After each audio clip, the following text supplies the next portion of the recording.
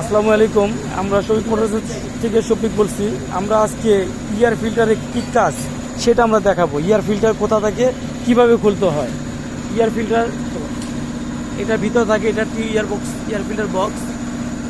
এটা ড্রিম নিও হোন্ডা, এটা ইয়ার ক্লিনার বক্স। এখানে এটা ইয়ার ক্লিনার বক্স, এখানে ইয়ার ফিল্টার থাকে।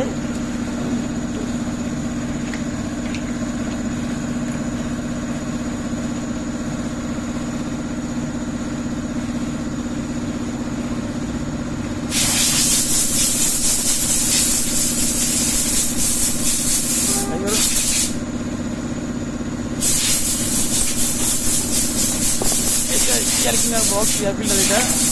এটার নাম হলো ইয়ার ফিল্টার।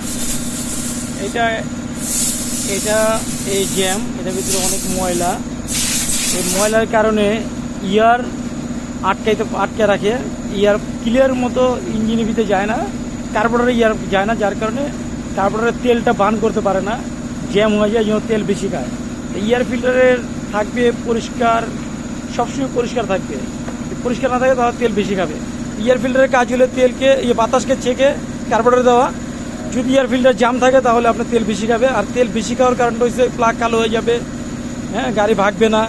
তাই ইয়ার ফিল্টারের প্রবলেম, ইয়ার ফিল্টারে যদি ময়লা থাকে তাহলে এই সমস্যাগুলো হবে।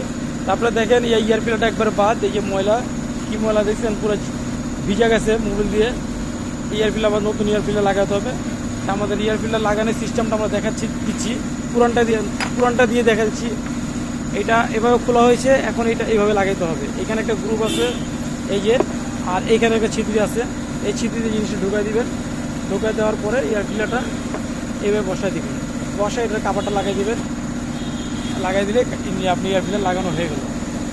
এই নাটগুলো লাগাই দিলে এয়ার ফিল্টার হয়ে গেল। আপনি এয়ার ফিল্টার খুলতে পারবেন এবং লাগাতে পারবেন।